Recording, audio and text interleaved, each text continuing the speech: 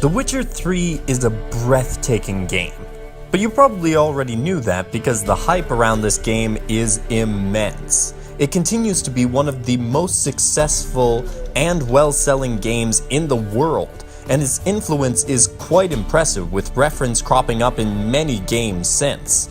Of course, with any media that achieves this unification of critical and commercial acclaim, there are those who are skeptical. Frankly, I have been one of those skeptics before for other media, and there is a role for that. For The Witcher 3 though, you best believe the hype, as the product itself matches up to it. The Witcher 3 Wild Hunt is produced by CD Projekt Red, a Polish gaming company. It released in 2015 on PC, PS4, and Xbox One. The game series is based off the Witcher novels by Andrzej Sapkowski, and Geralt of Rivia is the main character of both the games and books. The Witcher 3, like its predecessors, is an action-adventure RPG game with many impactful choices that affect the game. Unlike its predecessors, though, it is an open-world adventure. Understandably, then, the game is a lot larger as well, not even counting the two large and well-done expansions Hearts of Stone and Blood and Wine that released later for the game. The game is now considered one of the greatest games of all time by many rankings. It has also sold more than 10 million copies in less than a year, which frankly is mind-blowing. By this point, the numbers could be even more mind-boggling, since the 10 million mark was passed in March of 2016. A monstrously successful game. But what, though, is The Witcher 3 about? The Witcher 3 follows The Witcher, a mutated monster slayer, Geralt of Rivia, and his attempts to find his adopted daughter Ciri. The main plot from the previous game involves finding Geralt's former lover, Yennefer, and that plot point is resolved early on in this game, before the focus switches over to hunting down Ciri. The reason it is so imperative to find Ciri in the first place is because she is being pursued by the Wild Hunt, a mystical and powerful group that wants to use Ciri and her Elder Blood powers to conquer the world.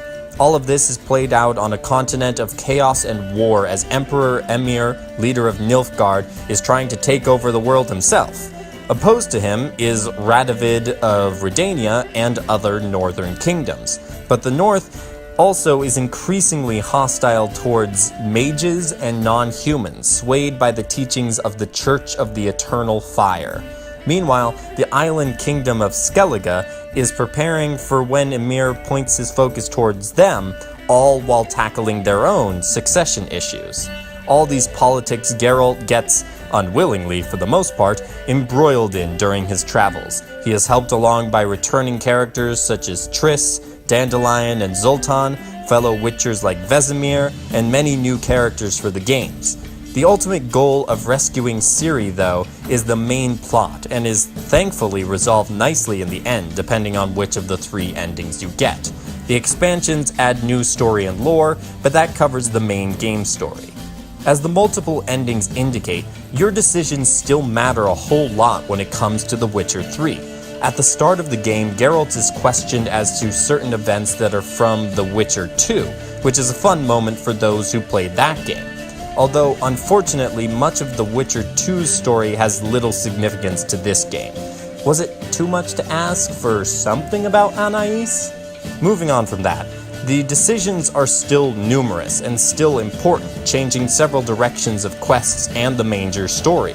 There is no morality system beyond the morals you place on Geralt, and each decision is still well motivated in Geralt's personality. What The Witcher 3 improves on compared to previous games is showing both sides of the decision that's being made. The famous quest, The Bloody Baron, possibly best exemplifies this trait of a complex decision with no wrong or right answer, but I'll refrain from going into detail to avoid spoilers. Suffice to say, the decision-based system that fans loved in the previous games is alive and well in this game. As with the previous games, the lore within the world is deep, perhaps the deepest of the series, simply because it's so much bigger. More characters, more monsters, more locations, more everything. Means absolutely more lore to dive into in the guidebooks. Like with the previous entries, the game is still very much playable without checking all the glossaries, but I find it enhances my knowledge and appreciation of the world to have that information available, so kudos to them for continuing the excellent work in that department. The world building of the Witcher series has always been a strong point, and 3 accomplishes that strong world building both within the glossaries and within the regular gameplay.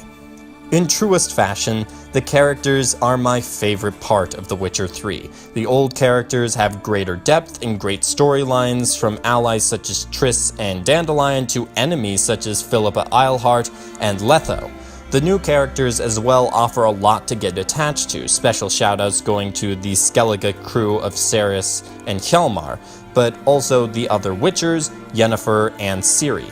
The villains also are well done, whether it's the outright bad guys such as Radovid, or the more subtly done characters that are neither hero nor villain like Emir.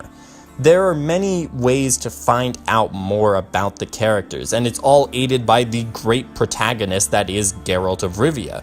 I talked about how his gruff, cynical, but caring demeanor suited him well for the world of The Witcher and for the choices the player would have to make in my Witcher 2 video. It also makes him an excellent foil for most of the characters, allowing them to bring out their more fascinating character aspects.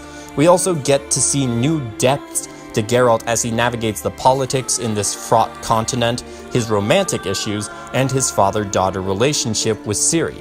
As before, the side characters add even further detail to the world and situation the player finds themselves in. They're generally well acted and can range from disturbing or comedic to dramatic or heart-wrenching.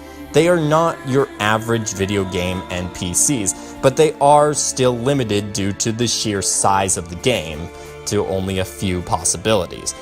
Not every game is going to go Legend of Heroes details on their NPCs, but I applaud The Witcher 3's detail nonetheless. One area where improvements were made is in the story of the side quests. The main quest is a remarkable story with great interactions, drama, and characters, and the side quests manage to achieve that same level of competent storytelling.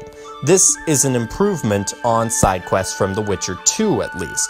Not that they weren't solid stories, several were, but these quests were not only of consistent quality, but also achieved higher levels of engagement than before.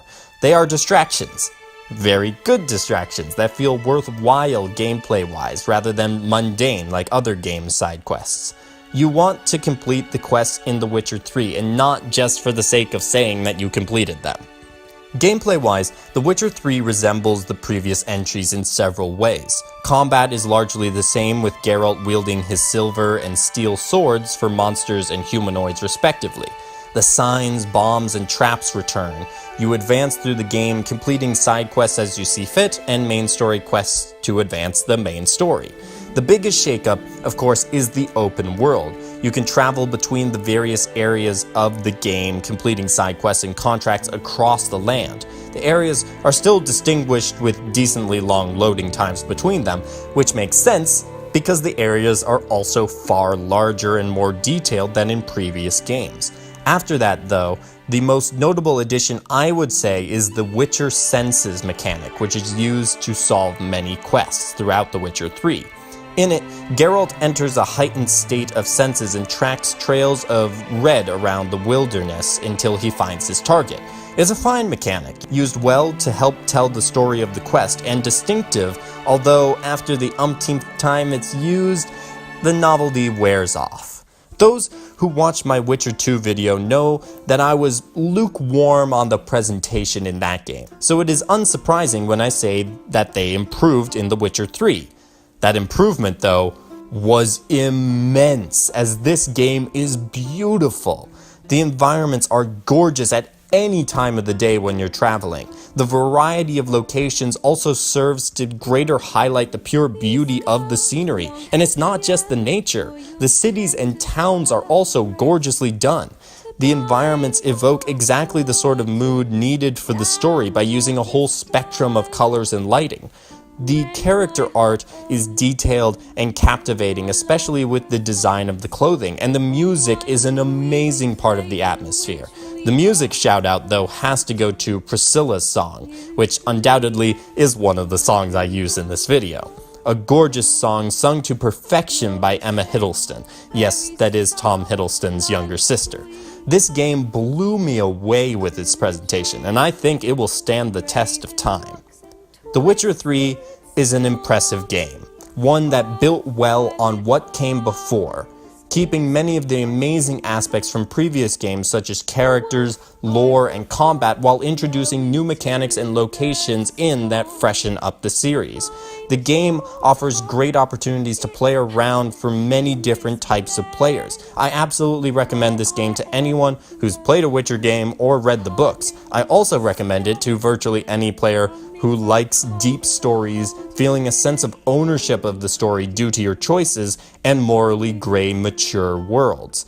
It offers a lot to engage with, gameplay and story-wise, and it is rare to feel bored or out of things to do in the game. If all that sounds good to you, maybe you will join for Geralt of Rivia's last ride in this trilogy of games. To slightly alter a familiar quote, third one's the best. Thank you for watching. Please leave a like if you liked the video, subscribe for more, or leave a comment. In any case, though, have a great day, and happy gaming.